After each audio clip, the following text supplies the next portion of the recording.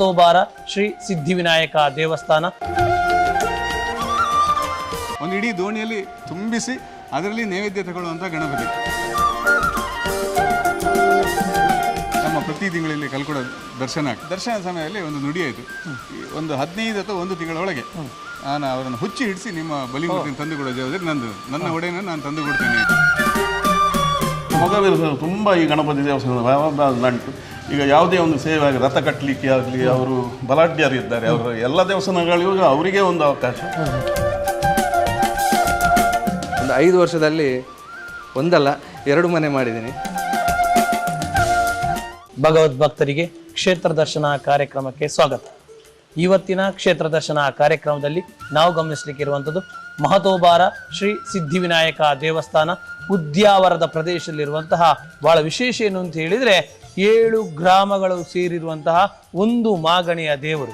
ಗ್ರಾಮಾಧಿಪತಿಯಾಗಿರುವಂತಹ ಶ್ರೀ ಸಿದ್ಧಿವಿನಾಯಕ ದೇವರು ಅಳುಪರ ಕಾಲದಲ್ಲಿ ಆಳ್ವಿಕೆಯಲ್ಲಿ ಈ ಒಂದು ದೇವಸ್ಥಾನ ಪ್ರತಿಷ್ಠಾಪನೆಗೊಳ್ತಾ ಹೋಗ್ತದೆ. ಇಂತಹ ಅದ್ಭುತ ಕ್ಷೇತ್ರದ ಬಗ್ಗೆ ಸಂಪೂರ್ಣವಾದಂತಹ ಮಾಹಿತಿಯನ್ನು ನಾವು ತಿಳ್ಕೊಳ್ಳಿಕ್ಕಿದ್ದೇವೆ. ಹಾಗಾಗಿ ಇದರ ಬಗ್ಗೆ ಮಾಹಿತಿ ತಿಳಿಸಲಿಕ್ಕೆ ನಮ್ಮೊಂದಿಗಿದ್ದಾರೆ ಶ್ರೀಯುತ UB ಶ್ರೀನಿವಾಸ್ ಅವರು, ಅದೇ ರೀತಿಯಾಗಿ ಸಂತೋಷ್ ಕುಮಾರ್ ಅವರು, ಅದೇ ರೀತಿಯಾಗಿ ಸುರೇಶ್ ಅವರು ನಮ್ಮೊಂದಿಗಿದ್ದಾರೆ. ನಮಸ್ಕಾರ.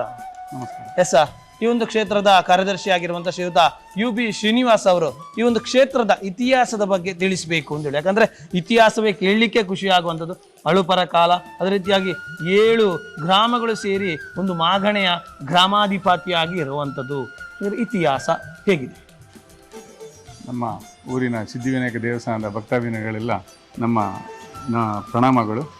ವಿಶೇಷವಾಗಿ ಇವತ್ತು ನಮ್ಮ ಕುಡ್ಲ ಚಾನಲ್ ಇವರು ಇಲ್ಲಿ ಬಂದು ನಮ್ಮ ಕ್ಷೇತ್ರದ ಇತಿಹಾಸದ ಬಗ್ಗೆ ನಮ್ಮ ಭಕ್ತರಿಗೆಲ್ಲ ಮನವರಿಕೆ ಮಾಡಿಕೊಡ್ತಾರೆ ಅಂತ ಕೇಳಿ ತುಂಬ ಸಂತೋಷವಾಯಿತು.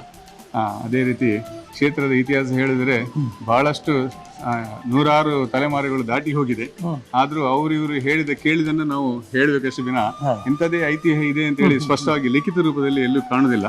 ಆದ್ರೂ ಈ ಊರಿನಲ್ಲೇ ನಾವು ಹುಟ್ಟಿ ಬೆಳೆದು ಈಗ ನಮ್ಮ ತಲೆಮಾರು ಕೂಡ, ನಾವು ಬಾಧ್ಯ ಸಂತತಿಯವರು, ನಮ್ಮ ತಲೆಮಾರೇ 300 ವರ್ಷದ ಹಿಂದೆಯಿಂದ ಇದ್ದೇವೆ. ನಾವು ಕೂಡ ಅಳುಪರ ಕಾಲದಲ್ಲಿ ಇಲ್ಲಿ ಬಂದವರು ಅಂತ ಹೇಳಿ ನಮ್ಮಲ್ಲಿ ಐತಿಹ್ಯ ಇದೆ.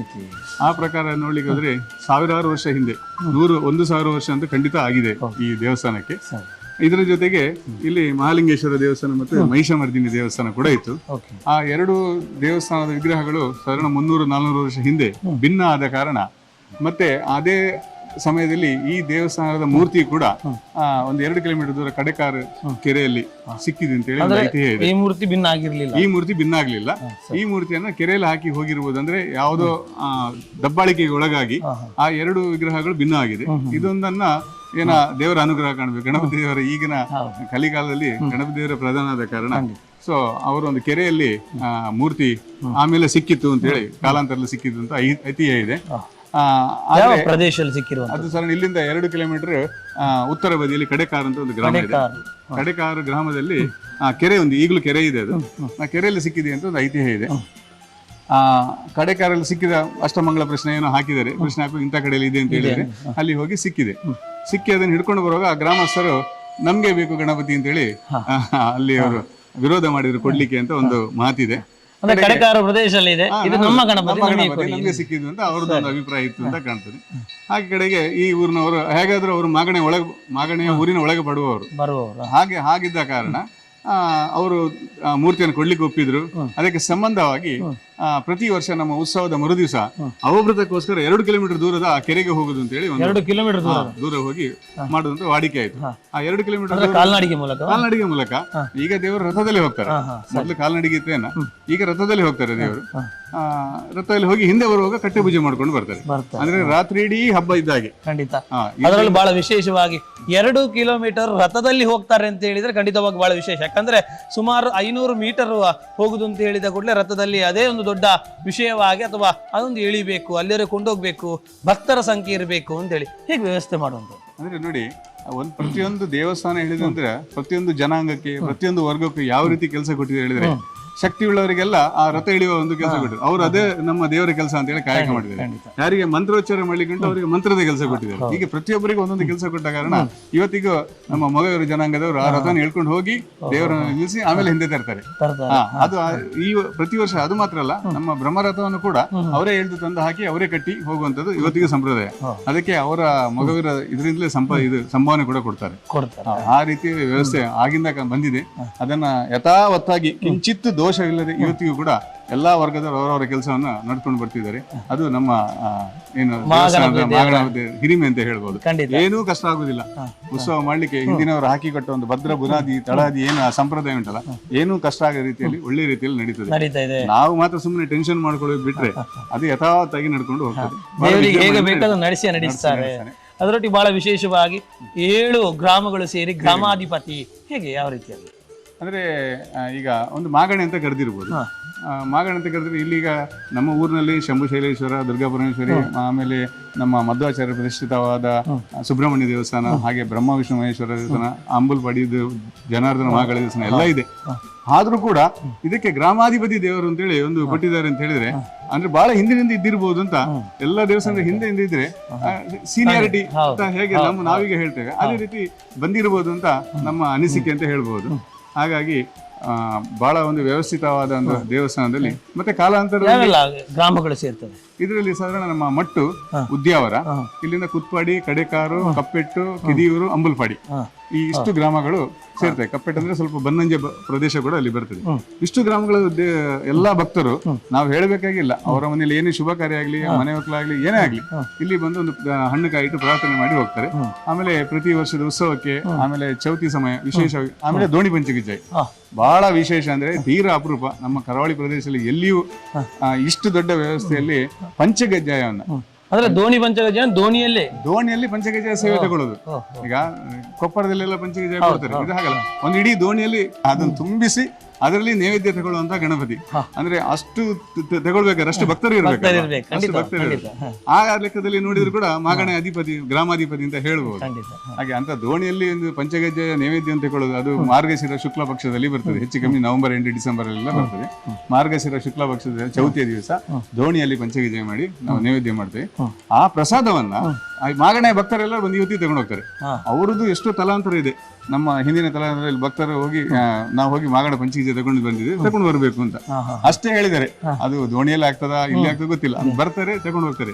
ಅಂದ್ರೆ ಆ ಒಂದು ಭದ್ರವಾದ ತಳಹದಿ ವರ್ಷಾನುಗಟ್ಲೆ ಆದ ಕೂಡಲೇ ಹೇಗೆ ಆ ಒಂದು ತನ್ನಿಂತಾನೇ ಸಾನ್ನಿಧ್ಯ ವೃದ್ಧಿ ಆಗ್ತದೆ ಹೇಳೋದಕ್ಕೆ ಇದೆಲ್ಲ ದೊಡ್ಡ ಸಾಕ್ಷಿ ಅಂತ ಹೇಳ್ಬೋದು. ಈಗ ಜೀರ್ಣ ವ್ಯವಸ್ಥೆಯಲ್ಲಿ ಇರುವಂತದ್ದು ಹಾಗೆ ಇದೆಯಾ? ಈಗ 2 ಮಹಾಲಿಂಗೇಶ್ವರ ದೇವಸ್ಥಾನ ಜೀರ್ಣಾವಸ್ಥೆಯಲ್ಲಿ ಇದೆ, ಹಾಗೂ ಮಹಿಷಮರ್ದಿನಿ ದೇವಸ್ಥಾನ, ಮಹಿಷಮರ್ದಿನಿ ಮೂರ್ತಿ ಕೂಡ ಜೀರ್ಣಾವಸ್ಥೆಯಲ್ಲಿ ಇದೆ. ಆ ಮಹಿಷಮರ್ದಿನಿ ಮೂರ್ತಿಯನ್ನ MGM ಕಾಲೇಜಿನ ಇದರಲ್ಲಿ ಮ್ಯೂಸಿಯಂ ಅಲ್ಲಿ ಇಟ್ಟಿದ್ದಾರೆ. ಇದು ರಸಭಾವಿ ಮಹಾಲಿಂಗೇಶ್ವರ ಅಂತೇಳಿ, ಅದು ಜೀರ್ಣಾವಸ್ಥೆಯಲ್ಲಿ ಇದೆ. ಅದು ಏನು ಭಕ್ತರೆಲ್ಲ ಮನಸ್ಸು ಮಾಡ್ತಾ ಇದ್ದಾರೆ. ಸಾಧ್ಯವಾದಷ್ಟು ಬೇಗ ಅದು ಕೂಡ ದೇವಸ್ಥಾನ ಆಗ್ಬೋದು ಅಂತ ಅನಿಸಿಕೆ. ಯಾವುದಕ್ಕೂ ಭಗವಂತನೇ ನಮ್ಗೆ ಅದಕ್ಕೆ ದಾರಿ ಪ್ರೇರೇಪಣೆ ಕೊಡ್ಬೇಕು, ಆಗ ತನ್ನಿಂದಾಗಿ ಆಗ್ತದೆ ಅಂತೇಳಿ. ಖಂಡಿತವಾಗಿ ಬಹಳ ಸುಂದರವಾಗಿರುವಂತಹ ಒಂದು ಇತಿಹಾಸದೊಟ್ಟಿಗೆ ಈ ಕ್ಷೇತ್ರದಲ್ಲಿ ಬಹಳ ವಿಶೇಷವಾಗಿ ನಡೆಯುವಂತಹ ದೋಣಿ ಪಂಚ ಕಜ್ಜಾಯ ಅಂತ ಹೇಳುವಂಥದ್ದು ಬಹಳ ವಿಶಿಷ್ಟವಾಗಿರುವಂಥ. ಯಾಕಂದ್ರೆ ಒಂದು ದೋಣಿ ಅಂತ ಹೇಳಿದ ಕೂಡಲೇ ಅದೆಷ್ಟು ದೊಡ್ಡ ಮಟ್ಟದಾಗಿರ್ತಾ ಹೋಗ್ತದೆ. ಆ ದೋಣಿಯಲ್ಲಿ ಸಂಪೂರ್ಣವಾಗಿ ಪಂಚಗಜ್ಜಾಯ ತುಂಬಿರುವಂಥದ್ದು. ಆ ಪಂಚಗಜ್ಜಾಯ ತುಂಬಿದ್ರೆ ಆ ಪಂಚಗಜ್ಜಾಯ ಎಲ್ಲವೂ ಖಾಲಿ ಆಗ್ಬೇಕಾಗ್ತದೆ. ಖಾಲಿ ಆಗ್ಬೇಕು ಅಂತ ಹೇಳಿದ್ರೆ ದೇವರು ಸೇವನೆ ಮಾಡಿದ್ದನ್ನು ಭಕ್ತರು ಸ್ವೀಕಾರ ಮಾಡ್ತಾ ಹೋಗ್ತಾರೆ. ಆ ಸ್ವೀಕಾರ ಮಾಡಬೇಕು ಅಂತ ಹೇಳಿ ಅಷ್ಟು ಭಕ್ತರು ಬೇಕಾಗ್ತದೆ. 7 ಗ್ರಾಮಗಳು ಸೇರುವ ಕಾರಣವಾಗಿ ಇದನ್ನೆಲ್ಲವನ್ನು ಕಾರಣಿಕವನ್ನು ಗಮನಿಸಲಿಕ್ಕೆ ಸಾಧ್ಯ ಆಗುವಂಥದ್ದು ಅಂತ ಹೇಳುವಂಥ. ಮತ್ತೆ ಇನ್ನೊಂದು ವಿಶೇಷ ಅಂತ ಹೇಳಿದ್ರೆ, ನಮ್ಮ ಚೌತಿ ಸಮಯದಲ್ಲಿ ಗಣೇಶ ಚತುರ್ಥಿ ಬರ್ತದೆ. ಈಗ ಸೆಪ್ಟೆಂಬರ್ ಗಣೇಶ ಚತುರ್ಥಿ ಬರ್ತದೆ. ಈಗ ಜೂನ್ ಜುಲೈಯಲ್ಲಿ ಏನು ಭತ್ತ ಗದ್ದೆಯಲ್ಲಿ ಹಾಕಿ ನಾಟಿ ಮಾಡಿದ್ರೆ ಕೊರಳು ಬರುವ ಸಮಯ ಹೆಚ್ಚು ಕಡಿಮೆ ಇರ್ತದೆ. ಹಾಗಾಗಿ ಮೊದಲ ಹಬ್ಬ ಗಣೇಶನಿಗೆ ಸಲ್ತಾ ಉಂಟು ಇಲ್ಲಿ. ಗಣೇಶ ಸಲ್ಲುವಾಗ ನಾವು ಇಲ್ಲಿ ಮೊದಲೆಲ್ಲ ಇಲ್ಲೇ ಗದ್ದೆಗಳಿತ್ತು. ಆ ಗದ್ದೆಗಳಿಂದ ತಂದು ಒಂದಷ್ಟು ಕೊರಳು ನಾವು ಕಟ್ತಾ ಇದ್ದೆವು. ಕೊನೆಗೆ ಸುತ್ತಮುತ್ತಲಿನ ಪ್ರದೇಶವರಿಗೆ ಸ್ವಲ್ಪ ಕೊಡ್ತಿದ್ದೆವು.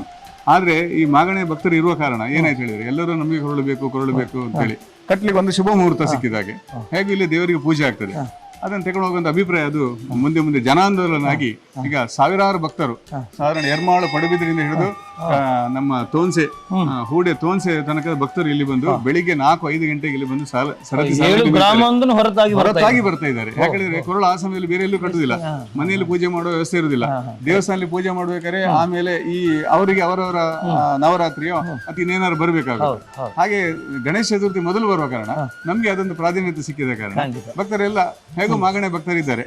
ಹಾಗಾಗಿ ಇದನ್ನೆಲ್ಲ ಸೇರ್ಕೊಂಡು ನಾವು ಈಗ ಬಹಳ ವ್ಯವಸ್ಥಿತವಾಗಿ 1,000 ರಿಂದ 2,000 ಜನ ಭಕ್ತರು ಬರ್ತಾರೆ.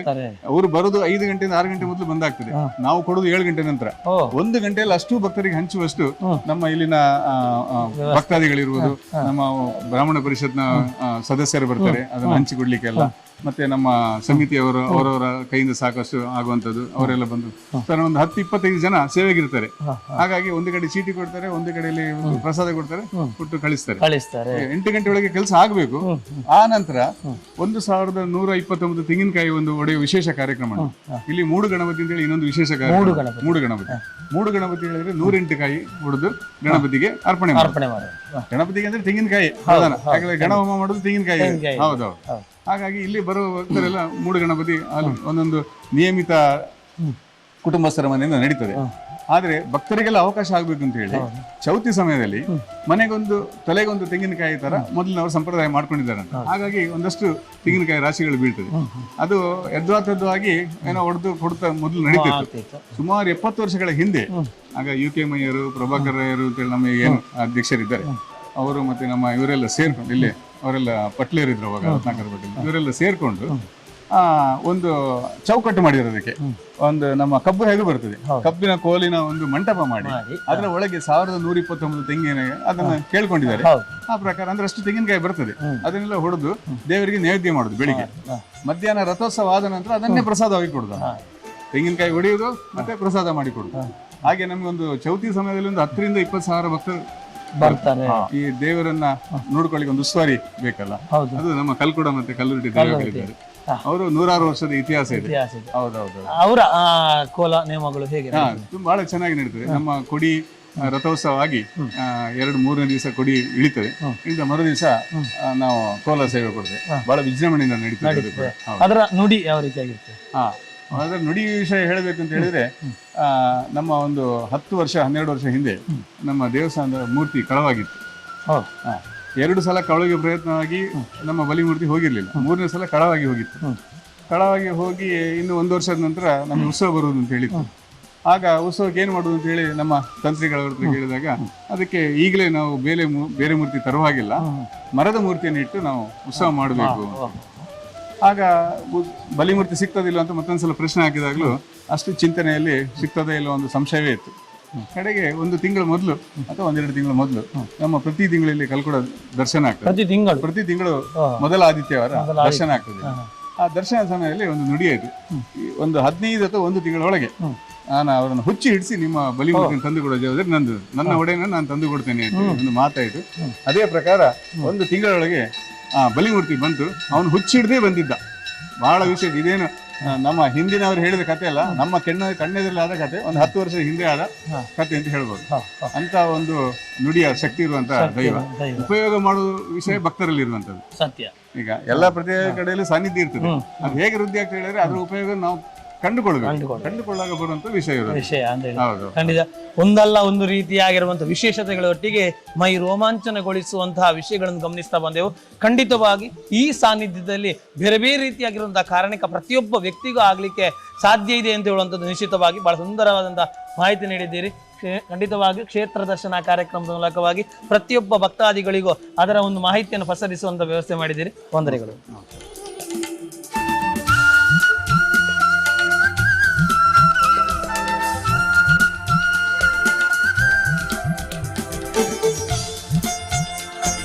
ನನ್ನ ಹೆಸರು ಕೇಶವ ಅಂತ. ನಾನು ಮಣಿಪುರ ಗ್ರಾಮದವ. ನನ್ನ ತಂದೆ ಕಾಲದಿಂದಲೂ ನಾನು ಇಲ್ಲಿಗೆ ಬರ್ತಾಯಿದ್ದೆ, ಚಿಕ್ಕವನಿರುವಾಗಿದ್ದು. ಈಗಲೂ ಪ್ರತಿ ದಿವಸ ತಪ್ಪಿದ ವಾರಕ್ಕೊಮ್ಮೆ ಆದರೂ ಇಲ್ಲಿ ಬಂದೇ ಬರ್ತೇನೆ. ಮತ್ತು ವಿಶೇಷ ಸಂದರ್ಭದಲ್ಲಿ ಇಲ್ಲಿ ನಾನು ಇರ್ತೇನೆ. ದಿವಸಕ್ಕೆ ಅಭಿವೃದ್ಧಿ ಬರತಕ್ಕಂಥ ಒಂದು ಒಳ್ಳೆಯ ದೇವಸ್ಥಾನ, ಒಳ್ಳೆಯ ಆಡಳಿತ, ಒಳ್ಳೆಯ ಶಕ್ತಿಯ ದೇವರು ಅಂತೇಳಿ ಹೇಳಿ. ನನಗೆ 78 ವರ್ಷ. ಹೀಗೆ ಒಂದು 10 ತಿಂಗಳ ಹಿಂದೆ ನಾನು ಇಲ್ಲಿ 3 ಗಣಪತಿ ಸೇವೆ ಮಾಡಿದ್ದೇನೆ, ಒಂದು ಕೆಲಸ ಹೇಳ್ಕೊಂಡು. ಅದು ಈಗ ಆಗ್ತಾಯಿದೆ, ಮುಕ್ಕಾಲು ಆಗಿದೆ. ಇನ್ನು ಸ್ವಲ್ಪ ಹೊತ್ತಿನಲ್ಲಿ ಆಗ್ಬೋದು ಅನ್ನುವಂಥ ಒಂದು ಅಭಿಮಾನ ಮತ್ತು ಸಂತೋಷದಿಂದ ಅದನ್ನು ಹೇಳಲಿಕ್ಕೆ ಬಿಡ್ತೇನೆ. ದೇವಸ್ಥಾನದ ಮಹಾಗಣಪತಿಗೆ ಧನ್ಯವಾದವನ್ನು ಹೇಳ್ತೀನಿ.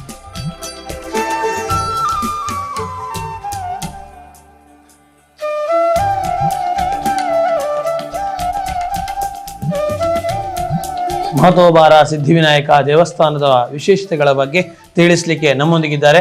ಈ ಒಂದು ಉದ್ಯಾವರ ಗ್ರಾಮದ ಪಟೇಲರಾಗಿರುವವರು. ಈ ಹಿಂದಿನ ತಲೆಮಾರಿನಿಂದನೂ ಪಟೇಲ ವೃತ್ತಿಯನ್ನು ಮಾಡ್ತಾ ಇದ್ದವರು. ತದನಂತರವಾಗಿ ಗ್ರಾಮ ಪಂಚಾಯತಿಗಳ ಬಗ್ಗೆ ಪಟೇಲ ವೃತ್ತಿ ಅಂತ ಹೇಳುವಂಥದ್ದು ಕಾಣೋದಿಲ್ಲ. ಆದರೆ ಪಟೇಲರಾಗಿ ಈಗಲೂ ಕೂಡ ಹಲವಾರು ಕ್ಷೇತ್ರಗಳಲ್ಲಿ ಇವರಿಗೆ ಮರ್ಯಾದೆ ದೊರಕುವಂಥ ಮೂಲಕವಾಗಿ ಕ್ಷೇತ್ರವನ್ನು ಬೆಳಗಲಿಕ್ಕೆ ಕಾರಣೀಭೂತರಾಗಿರುವವರು. ಬಹಳ ಸಂತೋಷ ಆಗುವಂಥದ್ದು. ನಮಸ್ಕಾರ. ನಮಸ್ಕಾರ.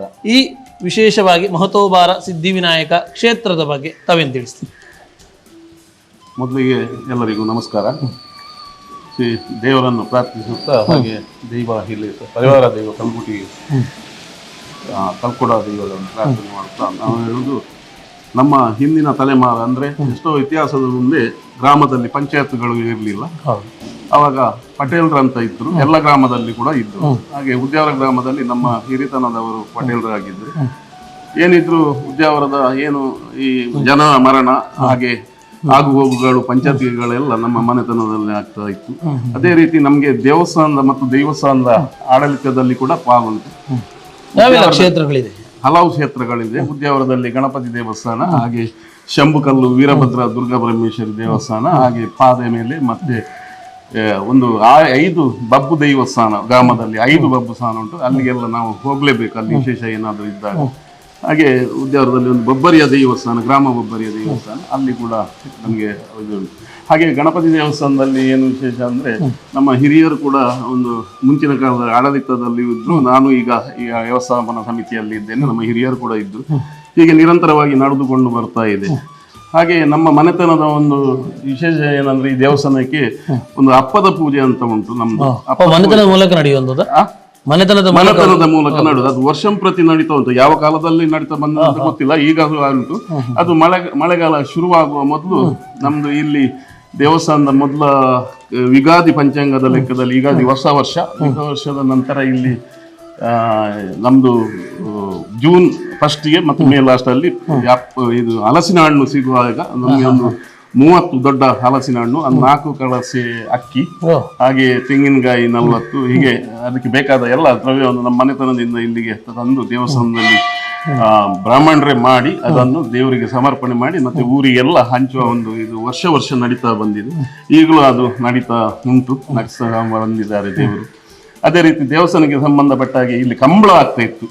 ಗಣಪತಿ ದೇವಸ್ಥಾನ ಇದು ಇಲ್ಲೇ ಬೊಳ್ಜ ಅಂತ, ಅಲ್ಲಿ ಗದ್ದೆ ಉಂಟು ದೇವರಿಗೆ ಸಂಬಂಧಪಟ್ಟದ್ದು. ಆ ಗದ್ದೆಗೆ ಒಂದು ಮನೆತನ ಉಂಟು, ಒಂದು ಬಿಲ್ಲವ ಮನೆ ತಂದವರು. ಆ ಗದ್ದೆಯನ್ನು ಅವರು ರೆಡಿ ಮಾಡಿ ಇಡ್ತಾರೆ. ನಮ್ಮ ಮನೆಯಿಂದ ಕೋಣವನ್ನು ಬಿಡಬೇಕು. ನಮ್ಮ ಮನೆಗೆ ಈ ದೋಳು ಒದ್ದೆ ಎಲ್ಲ ಬಂದು ಕೋಣವನ್ನು ಗಣಪತಿ ದೇವಸ್ಥಾನಕ್ಕೆ ತಂದು ಇಲ್ಲಿ ದೇವರ ಎದುರು ಅದನ್ನು ಅದಕ್ಕೆ ನಮಸ್ಕಾರಿಸಿ ಮಾಡಿ, ಇಲ್ಲಿ ಭಟ್ರು ನಾವು ಎಲ್ಲ ಒಟ್ಟಿಗೆ ಇದನ್ನು ಮೆರವಣಿಗೆ ರೂಪದಲ್ಲಿ ಹೋಗಿ ಅಲ್ಲಿ ಕಂಬಳ, ಒಂದು ಸಾಂಪ್ರದಾಯಿಕ ಕಂಬಳವನ್ನು ಮಾಡಿಕೊಂಡು ಬರ್ತಾ ಇದ್ದು. ಈಗ ಒಂದು 20 ವರ್ಷ ಕಳೀತಾ ಬಂತು. ಕಂಬಳ ಏನೋ ಕಾರಣ ಅಂತ ನಮ್ಮ ಇದರಲ್ಲಿ ನಿಲ್ಲಿಲ್ಲ, ದೇವಸ್ಥಾನದಲ್ಲಿ ಅಲ್ಲಿಯ ಒಂದು ಅವರ ಇದರಲ್ಲಿ ಯಾವುದೋ ಒಂದು ಅಡಚಣೆಯಿಂದ ಅದು ನಿಂತಿದೆ. ಈಗ ಗದ್ದೆ ಹಾಗೆ ಉಂಟು. ಇನ್ನು ಅದು ನಡೆಯುವುದಾದ್ರೂ ನಾವು ಕೋಣ ಬಿಡ್ಲಿಕ್ಕೆ ರೆಡಿ ಇದ್ದೇವೆ ನಮ್ಮ ಮನೆ ತಂದಿಂದ. ಅದೇ ರೀತಿ ಆಗಾಗ ಅವರು ದೋಳು ಬಡಿಯುವವರಿಗೆ ಊಟದ ವ್ಯವಸ್ಥೆ ನಾವು ಮಾಡಬೇಕು. ನಿಮಗೆ ಆಗಿರುವಂತ ಅನುಭವ, ದೇವರ ಅನುಗ್ರಹ ಸಿದ್ಧಿವಿನಾಯಕರದ್ದು ಹೇಗಿದೆ? ನಮಗೆ ನಮ್ಮ ಮನೆತನಕ್ಕೂ ಅದಕ್ಕೆ ಅನುಭವ ಸಂಬಂಧ ಉಂಟಂತ ಹೇಳಿದ್ದೇವೆ ನಾವು. ಮತ್ತೆ ನಮಗೆ ಎಲ್ಲ ರೀತಿಯಲ್ಲೂ ನಾವು ಗಣಪತಿ ದೇವರನ್ನೇ ಮೊದಲು ಇಟ್ಟು ನಮ್ಮ ಏನು ಮನೆಯಲ್ಲಿ ಕೆಲಸ ಕಾರ್ಯಗಳಾಗುವುದಾದ್ರೆ ಅವರನ್ನೇ ನೆನೆಸ್ಕೊಂಡು ಮಾಡುದು. ಹಾಗೆ ಈಗ ಸಹ ನಿರಂತರವಾಗಿ ನಡೀತಾ ಉಂಟು. ನಮಗೆ ಏನು ಎಲ್ಲ ರೀತಿಯಲ್ಲಿ ಆಗಿದೆ ದೇವರ ದಯದಿಂದ. ಹಾಗೆ ಇಲ್ಲಿ ದೇವರ ಈಗ ಇಲ್ಲಿ ಉತ್ಸವ, ಅವರು ಶ್ರೀನಿವಾಸ ಹೇಳಿದ್ರು, ಉತ್ಸವ ನಡೆದು ಕಡೆಗೆ ಹೋಗುದು ಅಂದ್ರೆ ನಮ್ಮ ಮೂರ್ತಿ ಜನ ಅಲ್ಲಿ ಸಿಕ್ಕಿದೆ ಅಂತ ಹಿಂದಿನ ಬರತಾಗ. ಹಾಗೆ ಇಲ್ಲಿ ನಮಗೆ ಬೊಳ್ಜೆ ಮತ್ತು ಇಲ್ಲಿ ಉದ್ಯಾವರ ಗ್ರಾಮ ದೊಡ್ಡ ಗ್ರಾಮದಲ್ಲಿ ಬೊಳ್ಜೆಯಲ್ಲಿ ತುಂಬಾ ಕೃಷಿಕರು, ಹಾಗೆ ಕರಾವಳಿಯಲ್ಲಿ ಮೀನುಗಾರರು. ಅಂದ್ರೆ ಇಲ್ಲಿ ಒಂದು ಬ್ರಹ್ಮಕಲಶ ಆಗಿತ್ತಂದ್ರೆ ನನ್ನ ಹಿರಿಯರು ಹೇಳಿದ್ರು ತುಂಬಾ ವರ್ಷಗಳ ಹಿಂದೆ. ಆವಾಗ ಈಗ ವಾಹನಗಳೆಲ್ಲ ಬಾರಿ ಕಮ್ಮಿ ಇರಲಿಲ್ಲ ಅಂತ. ಆವಾಗ ಪರವೂರಿನಿಂದ ಏನೂ ಬರಲಿಕ್ಕಿಲ್ಲ, ದುಡ್ಡಿನ ಸಮಸ್ಯೆ. ಆ ರೀತಿಯಲ್ಲಿ ಕೂಡ ನಮ್ಮ ಹಿರಿಯರೆಲ್ಲ ಸೇರಿ ಬೊಳ್ಜದವರ ಹತ್ರ ತರಕಾರಿ ಅದಕ್ಕೆ ಏನು ಬೇಕು ಅದೆಲ್ಲ ಅಲ್ಲಿಂದ ಇದು ಮಾಡಿದ್ದಾರೆ. ಮತ್ತೆ ಇಲ್ಲಿ ಹಣದ ರೂಪ ನೋಡ್ಲಿಕ್ಕೆ ಅಂದ್ರೆ ಮುಂಚಿನ ಕಾಲದಲ್ಲೆಲ್ಲ ರಂಪಣಿ ಇವರು ಮೊಗವೀರ್ಸರೇ ಸ್ವಲ್ಪ ಹಣದ, ಇಲ್ಲಿ ಹಣ ಇಲ್ಲ. ಈಗ ಎಲ್ಲಾ ಮನೆತನದಲ್ಲಿ ಕೂಡ ಅಕ್ಕಿ ಉಂಟು, ತೆಂಗಿನಕಾಯಿ ಉಂಟು, ಎಲ್ಲ ದವಸ ಧಾನ್ಯಗಳಿದೆ. ಆದ್ರೆ ಹಣದ ರೂಪ ಬಾರಿ ಕಮ್ಮಿ. ಆ ಕಾಲದಲ್ಲೆಲ್ಲ ಬ್ರಹ್ಮಕಲಶ ಎಲ್ಲ ಆಗಿದೆ ಅಂದ್ರೆ ಜನರೆಲ್ಲ ಒಟ್ಟು ಸೇರಿ.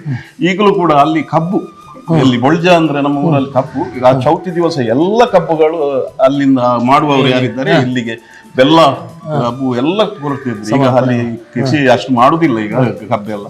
ಹಾಗೆ ಮೊಗವೀರ್ ಸರ್ ತುಂಬಾ ಈ ಗಣಪತಿ ದೇವಸ್ಥಾನದ ನಂಟು. ಈಗ ಯಾವುದೇ ಒಂದು ಸೇವೆ ಆಗಿ ರಥ ಕಟ್ಟಲಿಕ್ಕೆ ಆಗಲಿ ಅವರು ಬಲಾಢ್ಯರು ಇದ್ದಾರೆ. ಅವರು ಎಲ್ಲ ದೇವಸ್ಥಾನಗಳಿಗೂ ಅವರಿಗೆ ಒಂದು ಅವಕಾಶ. ಇಲ್ಲಿ ಕೂಡ ಅವರಿಗೆ ಒಂದು ಸಭೆ ಅಂತ ಉಂಟು ಇಲ್ಲಿ ಕನಕೋಡ ಮತ್ತೆ ಪಿತ್ರೋಡಿ. ಆ 2 ಸಭೆಯವರು ಬಂದು ಉತ್ಸವ ದಿವಸ ರಥವನ್ನು ಕಟ್ಟಿ ಅಲ್ಲಿ ಹೇಳ್ಕೊಂಡು ಹೋಗುದು. ಮತ್ತೆ ದೇವರನ್ನು ಉತ್ಸವದ ಕಡೆ ದಿವಸ ಕಡೆಕರಿಗೆ ಹೋಗುವಾಗ ಕೂಡ ಅವರೇ ಹೇಳ್ಕೊಂಡು ಹೋಗಿ ದೇವರನ್ನು ಬಿಟ್ಟು ಖಾಲಿ ರಥವನ್ನು ಇಲ್ಲಿ ತಂದು ಒಪ್ಪಿಸ್ತಾ ಹೋಗ್ತಾರೆ. ಹಾಗೆ ಎಲ್ಲ ರೀತಿಯ ಸೇವೆ, ಗ್ರಾಮದ ಎಲ್ಲ ಜನರ ಸೇವೆ ತುಂಬಾ ನಾವು ಸ್ಮರಿಸಬೇಕು ಅವರನ್ನೆಲ್ಲ. ಹಾಗೆ ನಮ್ಮ ಹಿರಿಯರೆಲ್ಲ ಸೇರಿ ದೇವಸ್ಥಾನ ಇಷ್ಟು ತನಕ ನಡೆಸ್ಕೊಂಡು ಬಂದಿದ್ದಾರೆ. ಈಗ ನಮ್ಮ ಹೆಗ್ಲ ಮೇಲೆ ಜವಾಬ್ದಾರಿ ಉಂಟು ಎಲ್ಲರಿಗೂ. ಈಗ ಸಹ ಒಳ್ಳೆ ರೀತಿಯಲ್ಲಿ ನಡೀತಾ ಇದೆ. ಖಂಡಿತವಾಗಿ ಪಟೇಲರ ಮೂಲಕವಾಗಿ ಒಂದು ಕಾಲದಲ್ಲಿ ಅದ್ಭುತವಾಗಿರುವಂತಹ ಆಡಳಿತ ನಡೀತಾ ಇತ್ತು. ಈಗಲೂ ಕೂಡ ಅದೇ ರೀತಿ ಆಡಳಿತ ನಡೆಸುವ ಮೂಲಕವಾಗಿ ಇಲ್ಲಿಯ ವ್ಯವಸ್ಥಾಪನಾ ಸಮಿತಿಯ ಮೂಲಕವಾಗಿ ಸುಂದರವಾಗಿರುವಂತಹ ಕ್ಷೇತ್ರವು ಅದೇ ರೀತಿಯಾಗಿ ಇಲ್ಲಿ ನಡೆಯುವಂತ ಎಲ್ಲ ಉತ್ಸವಗಳು ನಡೀತಾ ಹೇಳುವಂತಹ ಮಾಹಿತಿ ತಿಳಿಸೋದ್ರೊಟ್ಟಿಗೆ ಇಲ್ಲಿ ತಿಂಗಳು ದರ್ಶನ ಸೇವೆ ಇದೆ ಕಲ್ಕುಡನಿಗೆ. ಈ ಆದಿತ್ಯವಾರ, ತಿಂಗಳ ಪ್ರಥಮ ಆದಿತ್ಯವಾರ, ಸುರಿಗೆ ಬರುವ ಆದಿತ್ಯವಾರ ಇಲ್ಲಿ ದರ್ಶನ ಸೇವೆ. ಇದು ಸುಮಾರು ವರ್ಷದಿಂದ ನಡೀತಾ ಇದೆ. ಈಗ ಎಲ್ಲ ಭಕ್ತರು ಬರ್ತಾರೆ, ಅವರ ಕಷ್ಟಗಳನ್ನು ಹೇಳ್ಕೊಂಡು ಅವರ ಇಷ್ಟ ಅಂತ ಸಿದ್ಧಿ ಆದ್ಮೇಲೆ ಬೇಕಾದ ಕಪ್ಪ ಕಾಣಿಕೆಯನ್ನೆಲ್ಲ ಕೊಡ್ತಾರೆ. ಅದೇ ಉತ್ಸವದ ಮರು ದಿವಸ ಇದಕ್ಕೆ ಕೋಲ ನಡೀತದೆ ಇದೇ ಸ್ಥಳದಲ್ಲಿ. ಎಲ್ಲ ದೇವರ ಕೆಲಸ ಮುಗಿದ ಮೇಲೆ ಕೊಡಿ ಇಳಿದ ಮೇಲೆ ಆಮೇಲೆ ಇದರ ಒಂದು ನೇಮ ಉತ್ಸವ ಕೋಲ ಮಾಡ್ತಾ ಇದ್ದೇವೆ.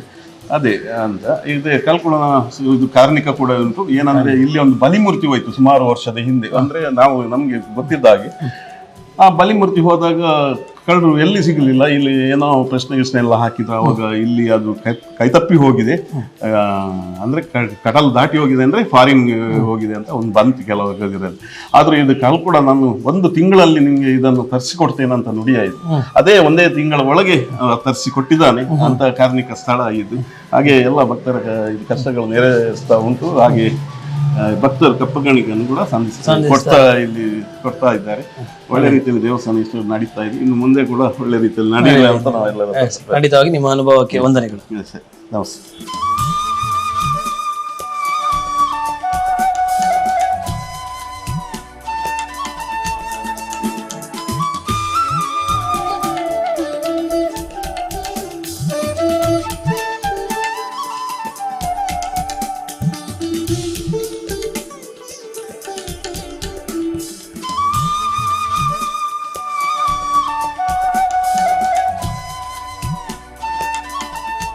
ಮಹತೋಬಾರ ಸಿದ್ಧಿವಿನಾಯಕ ದೇವಸ್ಥಾನ ಉದ್ಯಾವರದ ಪ್ರದೇಶದಲ್ಲಿ ಸಂಪೂರ್ಣವಾಗಿರುವಂತಹ ಈ ಒಂದು ಪೂಜಾ ಕೈಂಕರ್ಯಗಳನ್ನು ಮಾಡುವ ಮೂಲಕವಾಗಿ ಪ್ರತಿಯೊಂದು ಕೂಡ ಪೂಜಾ ಕೈಂಕರ್ಯದಲ್ಲಿ ಎಲ್ಲಿಯೂ ಕೂಡ ಲೋಪ ಆಗದಾಗೆ ಶಿಸ್ತುಬದ್ಧವಾಗಿ ಪೂಜೆಯನ್ನು ಮಾಡುವಂತಹ ಅರ್ಚಕರು, ಪ್ರಧಾನ ಅರ್ಚಕರಾಗಿರುವಂತಹ ಶ್ರೀಯುತ ರಂಗನಾಥ್ ಭಟ್ ಅವರು ನಮ್ಮೊಂದಿಗಿದ್ದಾರೆ. ಅದರೊಟ್ಟಿಗೆ ಅವರ ಮಗನಾಗಿರುವಂತಹ ಶ್ರೀಯುತ ಗುರುರಾಜ್ ಭಟ್ ಅವರು ನಮ್ಮೊಂದಿದ್ದಾರೆ. ನಮಸ್ಕಾರ.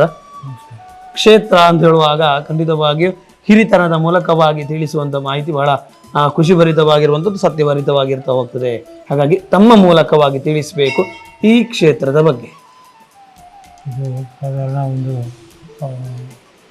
1400 ವರ್ಷ ಹಿಂದೆ ಆಳ್ಕೊಂಡವರು ಆಡಳಿತ ಮಾಡಿದಂಥ ದೇವಸ್ಥಾನ. ಈ ದೇವಸ್ಥಾನದಲ್ಲಿ ಇದು ಮಹಾತೋಬಾರ. ಇಲ್ಲಿ ಮಹಾತೋಬಾರ ಪ್ರತಿಯೊಂದು ಪೂಜೆ ಪುನಸ್ಕಾರ ಎಲ್ಲ ಆಗ್ತಾ ಉಂಟು. ಅಂದರೆ ಪ್ರತಿ ತಿಂಗಳಾಗುವಂಥ ಇಲ್ಲಿಗೆ ಈಗ ಸುರಿಗೆ ಏನಂತ ಹೇಳಿದ್ರೆ ಉತ್ಸವ ಆದ ನಂತರ ಹಾಗೆ ಇಲ್ಲಿ 1 ತಿಂಗಳು ವಸಂತ ಪೂಜೆ ಆಗಬೇಕು. 1 ತಿಂಗಳು ವಸಂತ ಪೂಜೆ ಆದ ನಂತರ ಮತ್ತು ಇಲ್ಲಿ ವಸಂತ ಪೂಜೆ ಆದ ನಂತರ ಮತ್ತು ಇಲ್ಲಿ ಸಿಂಹವಾಸದಲ್ಲಿ ಸೋಣಾರ್ತಿ ಅಂತ 1 ತಿಂಗಳು ಸಾಗುತ್ತದೆ. ಅದರ ನಂತರ ಧನುರ್ಮಾಸ ಪೂಜೆ ಧನುರ್ಮಾಸ ಪೂಜೆ ಆದ ನಂತರ ಇಲ್ಲಿ ಮತ್ತೆ ಚೌತಿ ಅಂತ ಧನುರ್ಮಾಸ ಪೂಜೆ ಮೊದಲೇ ಬರ್ತದೆ. ಚೌತಿ ಇದು ಮಹಾಚೌತಿ. ಅಲ್ಲಿ ಆ ದಿವಸದಿಂದ ಇಲ್ಲಿ ಭಜನೆ ಶುರು ಆಗ್ತದೆ. ಆ ಭಜನೆ 12 ದಿವಸ ಇರ್ತದೆ. ಭಜನೆ ಆದ ನಂತರ ಇಲ್ಲಿ ಭಜನೆ ಮಂಗಲ ಅಂತ ಉಂಟು. ಆ ದಿವಸ ದೇವರಿಗೆ ಸಂಯುಕ್ತ ಕಲಶಾಭಿಷೇಕ. ಮತ್ತು ಅದಾದ ನಂತರ ಇಲ್ಲಿ ಧನುರ್ಮಾಸ ಪೂಜೆ ಆಗ್ತದೆ. ಧನುರ್ಮಾಸ ಪೂಜೆ ಆದ ನಂತರ ಮತ್ತು ಇಲ್ಲಿ 1 ತಿಂಗಳು ತುಳಸಿ ಪೂಜೆ ಸಾಗ್ತದೆ. ಕಾರ್ತಿಕ ಮಾಸದಲ್ಲಿ 1 ತಿಂಗಳು ತುಳಸಿ ಪೂಜೆ ಸಾಗ್ತದೆ. ಹಾಗೆ ಸರಸ್ವತಿ ಪೂಜೆ ಆದ ನಂತರ ಮತ್ತೆ ಅಮಾವಾಸ್ಯೆ ದಿವಸ ಗಂಗಾಪೂಜೆ ಉಂಟು. ಗಂಗಾಪೂಜೆ ಆದ ನಂತರ ಮತ್ತೆ ಗಂಗಾಪೂಜೆ ಆದ ನಂತರ ಮಹಾಚೌತಿ ಆಮೇಲೆ ಅಲ್ಲಿ ಮಹಾಚೌತಿ ದಿವಸ ಇಲ್ಲಿ ದೋಣಿ ಪಂಚಗತಿ ಅಂತ ಆಗೋದುಂಟು. ಆ ದೋಣಿ ಪಂಚಗತಿ ಆದ ನಂತರ ಆ ದಿವಸ ಭಜನೆ ಶುರು ಆಗ್ತದೆ. ಭಜನೆ ಶುರು ಆದ ನಂತರ ಅದೇ 12ನೇ ದಿವಸ ಭಜನೆ ಮಂಗಲ ಅಂತ. ಆ ದಿವಸ ಪುನಃ ಪ್ರಸಿದ್ಧ ಕಲಶಾಭಿಷೇಕ ಉಂಟು. ಮತ್ತು ಖಂಡಿತವಾಗಿ ಬಹಳ ಖುಷಿಯಾಗುವಂಥದ್ದು ಮಾಹಿತಿಯನ್ನು ಕೇಳಲಿಕ್ಕೆ. ಆರೋಗ್ಯದಲ್ಲಿ ಸ್ವಲ್ಪ ಏರುಪೇರು ಇರುವ ಕಾರಣವಾಗಿ ಆ ಮಾಹಿತಿ ತಿಳಿಸ್ಲಿಕ್ಕೆ ಸಮಸ್ಯೆ ಆಗ್ತಿರುವಂಥದ್ದು. ಇಲ್ಲ ಅಂತ ಹೇಳಿದರೆ ಸ್ಪಷ್ಟವಾಗಿ ಮಾಹಿತಿಯನ್ನು ತಿಳಿಸುವ ಮೂಲಕವಾಗಿ ಇಲ್ಲಿ ಇತಿಹಾಸ ಯಾವ ರೀತಿಯಾಗಿದೆ ಎಲ್ಲವನ್ನು ತಿಳಿಸ್ತಾ ಹೋಗ್ತಾರೆ.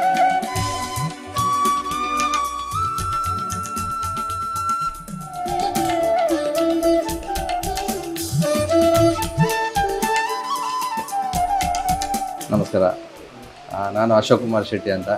ನಾನು ಆ್ಯಕ್ಚುಲಿ ಮೂಲತಃ ಪುತ್ತೂರು ರಾಮಕುಂಜದವ. ನಾನು ಇಲ್ಲಿ ಪ್ರಥಮವಾಗಿ ಉಡುಪಿಯಲ್ಲಿ 2001ರಿಂದ ಇಲ್ಲಿ ನಾನು ವಾಸವಾಗಿದ್ದೇನೆ. ಅಲ್ಲಿಂದ ನಾನು ಫಸ್ಟ್ ಬಂದವ ಇಲ್ಲಿ ಉದ್ಯಾವರದ ನಿವಾಸಿಯಾಗಿದೆ. ಈಗ ಅಲ್ಲಿಂದ ಸ್ಟಾರ್ಟ್ ಮಾಡಿದ್ದು ಇಲ್ಲಿವರೆಗೆ ನಾನು ಈ ದೇವಸ್ಥಾನಕ್ಕೆ ಪ್ರತಿ ಮಂಗಳವಾರ ನಾನು ಬಂದು ಗಣಪತಿಗೆ ಪ್ರಾಣಾಯಾಮ ಮಾಡದೆ ನನ್ನ ಕೆಲಸವನ್ನು ನಾನು ಸ್ಟಾರ್ಟ್ ಮಾಡೋದಿಲ್ಲ. ಅಂದರೆ ಅಷ್ಟು ಒಂದು ಕಾರಣಿಕದ ಈ ದೇವಸ್ಥಾನ. ನಾನು ಇಲ್ಲಿ ಬರ್ತಾ ಇರುವಾಗ ಈ ದೇವಸ್ಥಾನ ಜೀರ್ಣೋದ್ಧಾರ ಆಗುವ ಟೈಮಲ್ಲಿ ಬರ್ತಾಯಿದ್ದೆ. ಆವಾಗ ನಿಮ್ಮ ಮಂಗಳೂರಿನವರು ಯಾರೋ ಡಾಕ್ಯುಮೆಂಟ್ರಿ ಮಾಡುವಾಗ ನಾನು ಇದರ ಇತಿಹಾಸವನ್ನು ಇಲ್ಲಿ ಅರ್ಚಕರಿಂದ ಅಥವಾ ಇಲ್ಲಿದ ಮ್ಯಾನೇಜ್ಮೆಂಟ್ನವರಿಂದ ತಿಳಿದುಕೊಂಡಿದ್ದೆ. ಹಾಗೆ ಈ ದೇವಸ್ಥಾನ ಈ ಊರಿನ ಸೀಮೆಯ ದೇವರು ಅಂತ ಹೆಸರುವಾಸಿ. ನನಗೆ ತುಂಬ ಈ ಗಣಪತಿ ತುಂಬ ಇದರಿಂದ ಪಾರು ಮಾಡಿದ್ದೇನೆ.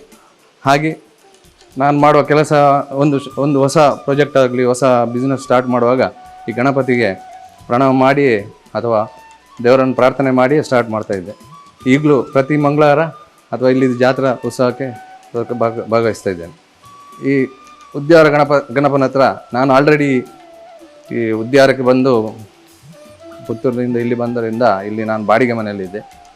ಆ ಗಣಪತಿ ಹತ್ರ ನನಗೊಂದು ಸ್ವಂತ ಮನೆ ಆಗಬೇಕಂತೇಳಿ ಪ್ರಾರ್ಥನೆ ಮಾಡಿಕೊಂಡಿದ್ದೆ. ಅದೇ ರೀತಿ ಒಂದು 5 ವರ್ಷದಲ್ಲಿ ನನಗೆ ಸ್ವಂತ ಮನೆ ತಗೊಳ್ಳುವಂಥ ಆ ಗಣಪತಿ ಅನುಗ್ರಹ ಮಾಡಿದ್ದೇನೆ. ಅದರ ನಂತರ 1 ಅಲ್ಲ 2 ಮನೆ ಮಾಡಿದ್ದೀನಿ. ಇತ್ತೀಚೆಗೆ ಹೋದ ವರ್ಷ ನನ್ನ ಸ್ವಂತ, ಅಂದರೆ ಮೊದಲು ನಾನು ಫ್ಲ್ಯಾಟಲ್ಲಿದ್ದೆ, ಈಗ ಸ್ವಂತ ಒಂದು ಜಾಗ ತಗೊಂಡು ದೊಡ್ಡ ಮನೆ ಕಟ್ಟಲಿಕ್ಕೆ ಆ ಗಣಪತಿ ನನಗೆ ಅನುಗ್ರಹ ಮಾಡಿದ್ದಾನೆ.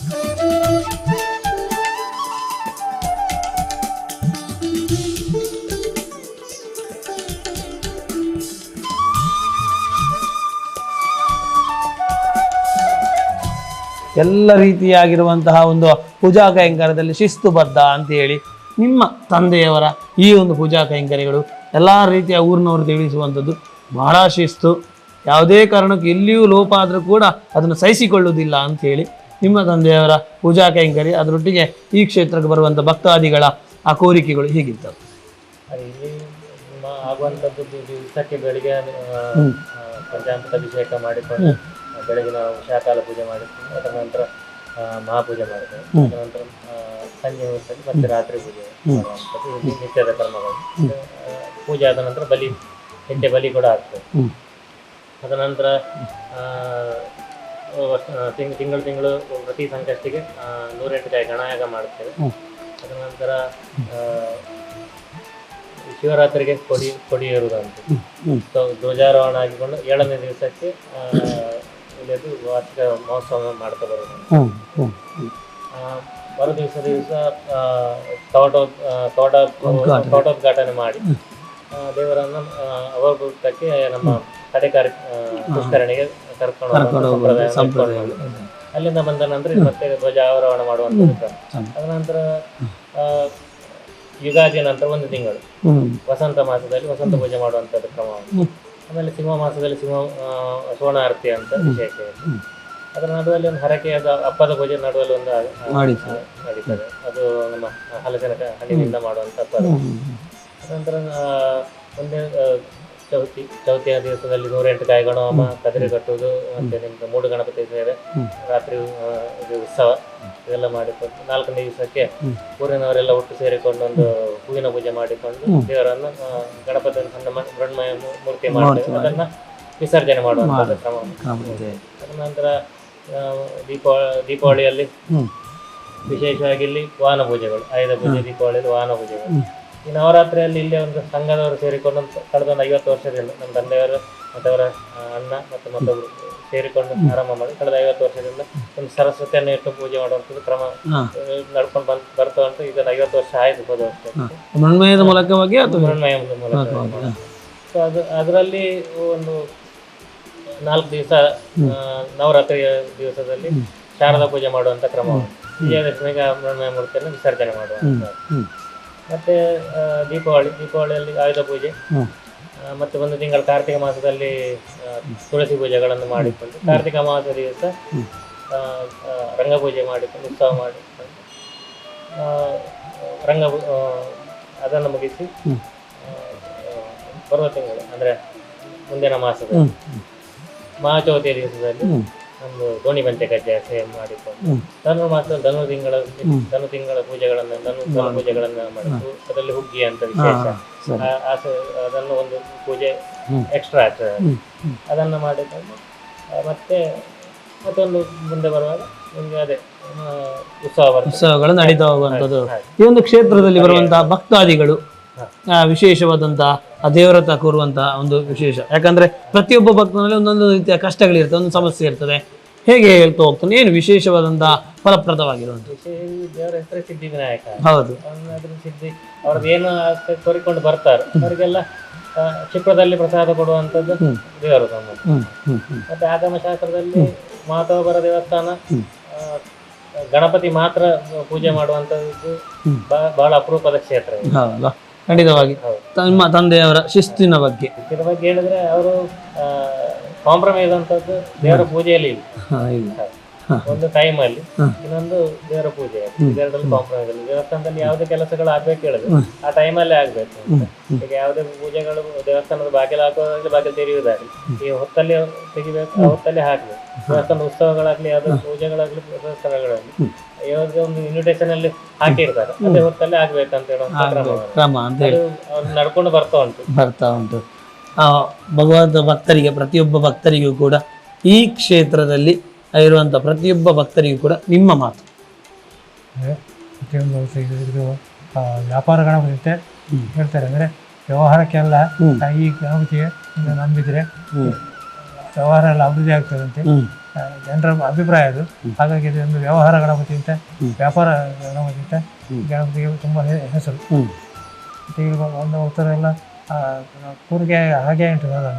ಬಂದವರೆಲ್ಲ ಏನು ವ್ಯಾಪಾರದ ಒಟ್ಟಿಗೆ ಅಥವಾ ಆರ್ಥಿಕ ಒಟ್ಟಿಗೆ ಏನು ಇಚ್ಛೆ ಬರ್ತಾರ, ಸೇವೆ ಬರ್ತಾರ, ಅವರ ಸೇವೆ ಸಾರ್ಥಕ ಆಗ್ತದೆ. ಅಂದರೆ ಅವರ ವ್ಯಾಪಾರ ಎಲ್ಲ ಅಭಿವೃದ್ಧಿ ಆಗ್ತದೆ. ಮತ್ತೊಂದು ವಿವಾಹವಾಗಿ ಈ ಗಣಪತಿ ಇಲ್ಲಿ ಒಂದು ಈ ಮದುವೆ ಆಗದ ಹುಡುಗಿಯರೆಲ್ಲ ಒಂದು ವಿವಾಹಕ್ಕೋಸ್ಕರ ಇಲ್ಲಿ ಗಣಹೋಮ ಇತ್ಯಾದೆಲ್ಲ ಬರ್ತಾರೆ.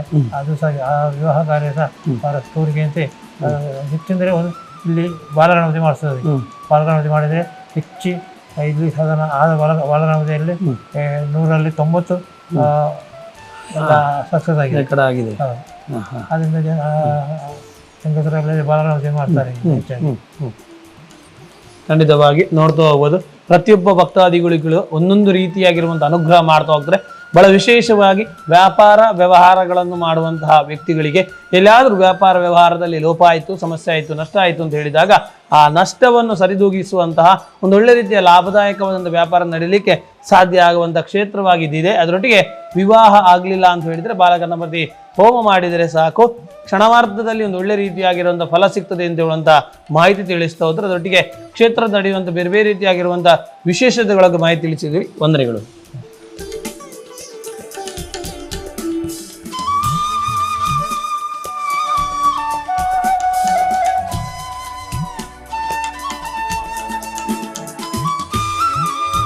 ಮಹತೋಬಾರ ಸಿದ್ಧಿವಿನಾಯಕ ಕ್ಷೇತ್ರಕ್ಕೆ ಬಹಳ ವಿಶೇಷವಾದಂತಹ ಕೊಡುಗೆ, ವಿಶೇಷವಾದಂತಹ ಸೇವೆ ಅಂತ ಹೇಳಿದರೆ ಮಗವೀರ ಸಮುದಾಯದ್ದು. ಕಾರಣ ಯಾಕಂತ ಹೇಳಿದರೆ, ಒಂದು ತೇರು, ಒಂದು ರಥ 2 ಕಿಲೋಮೀಟರ್ ದೂರ ಹೋಗಬೇಕಾಗ್ತದೆ. ಆ ದೂರ ಹೋಗಬೇಕಾದಂತಹ ರಥಕ್ಕೆ ಆ ಒಂದು ಎಲ್ಲ ರೀತಿಯಾಗಿರುವಂತಹ ರಥವನ್ನು ಎಳೆದುಕೊಂಡು ಹೋಗುವಂತಹ ಶಕ್ತಿ ಇರುವಂಥದ್ದು ಆ ದೇವನ ಶಕ್ತಿ. ಆ ಶಕ್ತಿಯನ್ನು ಕೊಡುವಂಥದ್ದು ಯಾರು ಅಂತ ಹೇಳಿದರೆ ಅದು ದೇವ. ಆ ಎಲ್ಲವನ್ನು ಎಳ್ಕೊಂಡು ಹೋಗುವಂಥದ್ದು ಮಗವೀರ ಸಮುದಾಯದವರು. ಅದೇ ರೀತಿಯಾಗಿ ಆ ರಥವನ್ನು ಮಹಾರಥವನ್ನು ನಿರ್ಮಾಣ ಮಾಡುವಂಥದ್ದು ಅಥವಾ ಕಟ್ಟುವಂಥದ್ದು ಕೂಡ ಮೊಗವೀರರು. ಹಾಗಾಗಿ ಆ ಮೊಗವೀರ ಉದ್ಯಾವರ ಪ್ರದೇಶದ ಮೊಗವೀರ ಸಂಘದ ಅಧ್ಯಕ್ಷರಾಗಿರುವಂಥ ಐತಪ್ಪ ಕೋಟ್ಯಾನ್ನವರು ನಮ್ಮೊಂದಿಗಿದ್ದಾರೆ. ನಮಸ್ಕಾರ. ನಮಸ್ಕಾರ. ನಿಮ್ಮ ಸೇವೆ ಮಹತೋಬಾರ ಸಿದ್ಧಿವಿನಾಯಕ ಕ್ಷೇತ್ರಕ್ಕೆ ಹೇಗಿದೆ? ಮಹತೋಬಾರ ಸಿದ್ಧಿವಿನಾಯಕ ದೇವಸ್ಥಾನ ವರ್ಷಕ್ಕೊಂದು ಸಲ ಉತ್ಸವ ಆಗುವಾಗ ತೇರು ಕಟ್ಟಿ ಮತ್ತೆ ತೇರು ಎಳೆಯೋದು ಎಲ್ಲ ನಾವೇ. ನಮಗೆ ಸಹಕಾರ, ಒಳ್ಳೆ ಸಹಕಾರ ಕೊಡ್ತಾರೆ ದೇವಸ್ಥಾನದವರು. ಆವಾಗಿ ನಾವು ಇಲ್ಲಿ ಬಂದು ನಮ್ಮ ಅಜ್ಜ ವಿದ್ಯೆ ಕಾಲ ಮುಂಚೆಯಿಂದ ಇಲ್ಲಿ ಬರ್ತಾ ಇದ್ರು. ಅವರು ತೀರಿ ಹೋದ ಮೇಲೆ ಎಲ್ಲ ನಾವು ಈಗ ಬಂದು ಜನವರನ್ನು ಒಟ್ಟು ಮಾಡಿ ಸೇವೆ ಮಾಡಿ ಇಲ್ಲಿಂದ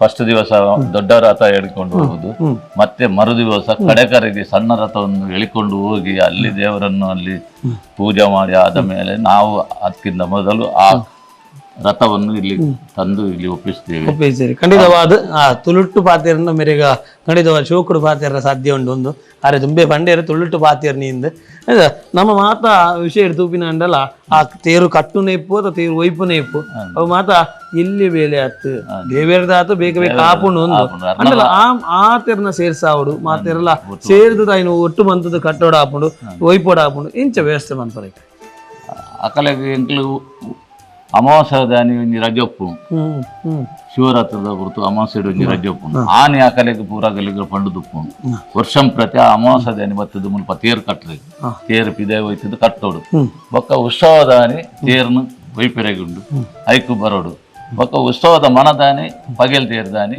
ಕಡಕರಗ್ ಪೂರೆಂಡು ಆ ಕಡಕರ ಒಯ್ತಂಬೂರೆಗ್ಲ ಬರೋಡು ಇಂದು ಪಂಡದಾಗಲೆಲ್ಲ ತರ್ಪುಡುವ ತರ್ಪುಡ್ದಾಗಲು ಬರ್ಪೇರು ಬತ್ತಿನೇಕೆ ಎಂಕ್ಲು ಊರುಡು ಆಗಲೆಗೆ ದಾಲ ಸತ್ತನ ಭಕ್ತಿ ಬೋನಸ್ ದಳಕ ಕುರ್ಪ ಊರ್ದಲೆ ಕೊಡೆ ವರ್ಷಕ್ಕೊಂದು 2-3 ರೂಪಾಯಿ ಖರ್ಚುಂಡು ಅವು ಎಂಕ್ಲು ಊರ್ದಾಗ್ಲೇ ಕೊರ್ಪಿನು ಸಮುದಾಯದಾಗ್ಲಿ ಕೊರ್ಪ ಕೊರ್ದು ಆ ಸೇವೆಯನ್ನು ಮಲ್ಪನಾತು ಎಂಕಲೆಗೆ ಒಂದು ದೇವರು ಕೊರ್ತೇರು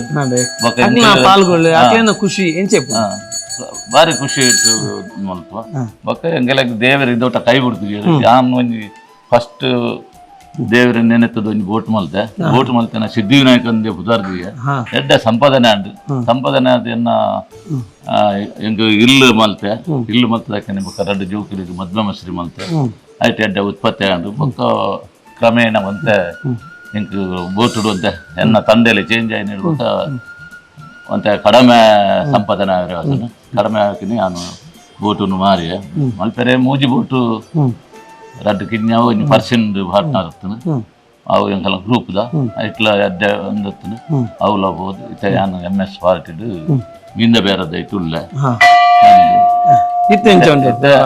ತೊಂದರೆ ಇದ್ದು ದೇವರದ ಇಟ್ಟು ಅಂಕಲ್ಲ ದನಿಕ್ಲಿ ಅಡ್ಡೆ ಪುರ ಖಂಡಿತವಾದ ಮೊಗವೀರ ಸಮುದಾಯದ ಕ್ಲೇಗ್ ಈ ಒಂಜಿ ಕ್ಷೇತ್ರ ಬತ್ತದ ಸೇವೆ ಮನ್ಪಿನಂಚಿನ ಯೋಗ ಭಾಗ್ಯ ದೇವೇರು ಕೊಡ್ತೇರು ಆ ದೇವೇರು ಕೊರ್ತಿನಂಚಿನ ಸೇವೆನ ವಾರೀತಿದ ಶಿಸ್ತು ಮುಖಾಂತವಾದ ಮಲ್ತೊಂದುಲ್ಲರು ಅಡ್ಡ ಶಿಸ್ತುಡು ದೇವಸ್ಥಾನದಾಗಲಿ ಎಂಚ ಫಂಡೇರು ಅಂಚ ಎಂಕಲ್ ಅಗಲ್ ಪನ್ನಕ್ಕನ ಎಂಕಲ್ ಐಕು ಹೊಂದಾಣಿಕೆ ಆದು ಮಲ್ತೊಂದಿಲ್ಲ ಎಂಕಲ್ ಪನ್ನಕ್ಕೆ ಅಗಲ್ಲ ಹೊಂದಾಣಿಕೆ ಆದ್ದು ಎಂಕಲಕ್ಕೆ ಮಲ್ತೊಂದಿಲ್ಲ ಇದ್ದ ಮುಟ್ಟಕ್ಕೆ ಎಂಕಲಕ್ಕೆ ದೇವರ ಮಹಾಗಣಪತಿ ದೇವರು ಎಂಕಲೆ ದಾಲ ಸುಂದರ ಮಲ್ದಿಗೆರೆ ಎಡ್ಡ ಕಾರ್ಣಿಕದ ದೇವರೊಂದು ಎಡ್ಡೆ ಮಹಾಗಣಪತಿ ದೇವಸ್ಥಾನ ಎಂಕಲಿಗೆ ಯಾನು ಡೈಲಿ ಬರೋತ್ನೇ ಎಂಕ್ ಬರ್ರಿದು ಮತ್ತೆ ಬೇಲೆದ ಒಂದಿಟ್ಟು ಒಂಚೂರು ಆತನ ಅಂಚಾದ ಬರ್ಬೋದು ದಿನ ತುಂಬ ಯಾನು ಡೈಲಿ ಬರೋತ್ನೇ ಬತ್ತದು ಇಡೇ ಬತ್ತು ಕೈ ಮುಗಿದು ಬೊಕ್ಕ ಬೋರ್ಡ್ ಕಡೆ ಹೋಗುವಂತ ನೋಡ್ತಾ ಹೋಗ್ಬೋದು.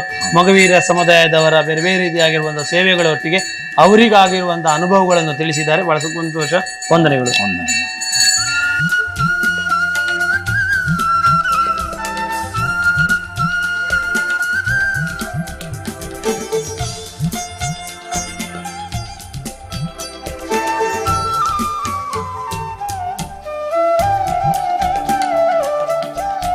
ನಾವೀಗ ಗಮನಿಸುವಂಥದ್ದು ಈ ಒಂದು ಕ್ಷೇತ್ರ ಅಲುಪ ವಂಶದವರ ಆಳ್ವಿಕೆಯಲ್ಲಿ ಇತ್ತು ಅಂತ ಹೇಳುವಂಥದ್ದಕ್ಕೆ ಇತಿಹಾಸವಾಗಿ ಪುರಾವೆಯ ಮೂಲಕವಾಗಿರುವಂಥ ಒಂದು ಕಂಬ. ಈ ಕಂಬದ ವಿಶೇಷತೆ ಏನು ಅಂತ ಹೇಳಿದರೆ, ಅಲುಪ ವಂಶಸ್ಥರ ಜೈನ ಮನೆತನದಲ್ಲಿ ತನ್ನ ರಾಜರ ಮಗಳಿಗೆ ಸಂತಾನ ಆಗಿರುವುದಿಲ್ಲ. ಆ ಸಂತಾನ ಆಗದಂತಹ ಸಮಯದಲ್ಲಿ ಸಂತಾನ ಆದರೆ ಈ ಒಂದು ಕ್ಷೇತ್ರದಲ್ಲಿ ದೀಪಸ್ತಂಭ ಕೊಡ್ತೇನೆ ಅಂತ ಹೇಳುವಂಥ ಪ್ರತೀತಿಯಾಗಿ ದೀಪಸ್ತಂಭ ಇಲ್ಲಿರುವಂಥದ್ದು. ಆ ದೀಪಸ್ತಂಭದ ಎದುರಲ್ಲಿ ನಮಗೆ ಕಾಣುವಂಥದ್ದು ನಮ್ರವಾಗಿ ದೇವರ ಹತ್ರ ಪ್ರಾರ್ಥನೆ ಮಾಡುವಂತಹ ಆ ಅಲುಪ ವಂಶಸ್ಥರ ಜೈನ ಮನೆತನದ ಆ ರಾಜರ ಮಗಳನ್ನು ನಾವು ಗಮನಿಸ್ತಿದ್ದೇವೆ. ರಾಜರ ಮಗಳು ಶರಣಾಗಿ ದೇವರಿಗೆ ನಮಸ್ಕಾರ ಮಾಡ್ತಾ ಹೋಗ್ತಾರೆ. ಆ ನಮಸ್ಕಾರ ಮಾಡಿರುವಂತಹ ಪ್ರತ್ಯೇಕವಾಗಿರುವಂತಹ ಒಂದು ಕೆತ್ತನೆ, ಅದರೊಟ್ಟಿಗೆ ಆ ಒಂದು ದೀಪಸ್ತಂಭವನ್ನು ಗಮನಿಸ್ತೇವೆ. ಆ ದೀಪಸ್ತಂಭದ ಮೂಲಕವಾಗಿ ದೇವರು ಈ ಒಂದು ಅಲುಪ ವಂಶಸ್ಥರಿಗೆ, ಜೈನ ಮನೆತನದ ಅಲುಪ ವಂಶಸ್ಥರ ರಾಜರ ಮಗಳಿಗೆ ಅನುಗ್ರಹ ಮಾಡಿದ್ದಾರೆ ಅಂತ ಪ್ರತೀತಿಯನ್ನು ಗಮನಿಸ್ತೇವೆ. ಹಾಗಾಗಿ ಈ ಒಂದು ಕ್ಷೇತ್ರವು ಅಲುಪ ವಂಶಸ್ಥರು ಸುಮಾರು 1,000 ಅಧಿಕವಾಗಿ 1,200ಕ್ಕಿಂತ ಹೆಚ್ಚಿನ ಇತಿಹಾಸ ಹೊಂದಿರುವಂಥ ಕ್ಷೇತ್ರ ಅಂತ ಹೇಳೋದಕ್ಕೆ ಪುರಾವೆಯಾಗಿ ನಿಂತಿರುವಂಥ ಒಂದು ಕಂಬವನ್ನು ಕೂಡ ಗಮನಿಸಲಿಕ್ಕೆ ಸಾಧ್ಯ ಇದೆ.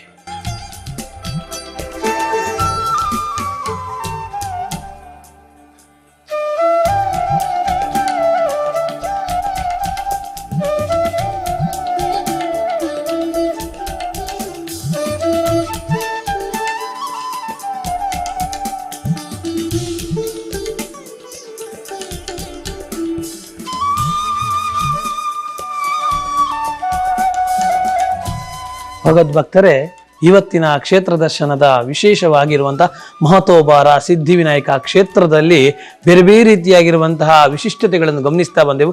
ಅದರಲ್ಲೂ ಬಹಳ ವಿಶೇಷವಾಗಿ ದೋಣಿ ಪಂಚಗಜ್ಜಾಯ ಅಂತ ಹೇಳುವಂಥದ್ದು ಇರ್ಬೋದು, ಅದರೊಟ್ಟಿಗೆ ಕಲ್ಕುಡ ಕಲ್ಲುರ್ಟಿಯ ಕಾರಣಿಕದ ಒಂದು ವಿಷಯಗಳಿರ್ಬೋದು. ಅದರಲ್ಲಿ ಮತ್ತೊಂದು ವಿಶೇಷವಾಗಿ 2 ಕಿಲೋಮೀಟರ್ ದೂರದವರೆಗೆ ರಥೋತ್ಸವದ ಮೂಲಕವಾಗಿ ನಡೆಯುವಂಥ ಉತ್ಸವಗಳಿರ್ಬೋದು, ಅದರೊಟ್ಟಿಗೆ ಇತಿಹಾಸಗಳು ಎಲ್ಲವನ್ನು ಗಮನಿಸ್ತಾ ಬಂದರೆ ಖಂಡಿತವಾಗಿ ಪ್ರತಿಯೊಬ್ಬ ಭಕ್ತಾದಿಗಳು ಈ ಒಂದು ಪ್ರದೇಶದ ಉಡುಪಿ ಉದ್ಯಾವರ ಮಹತೋಬಾರ ಸಿದ್ಧಿವಿನಾಯಕ ಕ್ಷೇತ್ರಕ್ಕೆ ಬರುವ ಮೂಲಕವಾಗಿ ನಿಮ್ಮೆಲ್ಲ ರೀತಿಯಾಗಿರುವಂಥ ಕಷ್ಟ ಕಾರ್ಪಣ್ಯಗಳನ್ನು ತಿಳಿಸುವ ಮೂಲಕವಾಗಿ ದೇವರು ಅನುಗ್ರಹ ಮಾಡಿದ್ದಾರೆ ಅಂತ ಹೇಳುವಂತಹ ಸಂತೋಷದಾಯಕವಾದಂಥ ಮಾತುಗಳನ್ನು ತಾವೆಲ್ಲರೂ ಉಳಿಸ್ಕೊಳ್ಳಿ. ಇವತ್ತಿನ ಕ್ಷೇತ್ರ ದರ್ಶನ ಕಾರ್ಯಕ್ರಮ ಮುಗಿಸ್ತಾ ಇದ್ದೇವೆ. ಮುಂದಿನ ವಾರ ಮತ್ತೊಂದು ರೀತಿಯಾಗಿ ವಿಶೇಷವಾದಂಥ ಕ್ಷೇತ್ರದೊಂದಿಗೆ ಮತ್ತೊಮ್ಮೆ ಭೇಟಿಯಾಗೋಣ. ಅಲ್ಲೆಲ್ಲ ನೋಡ್ತಾ ಇರಿ ನಮ್ಮ ಕುಡ್ಲ 24x7. ಇದು ವಿಶ್ವಾಸದ ಪ್ರತಿಬಿಂಬ.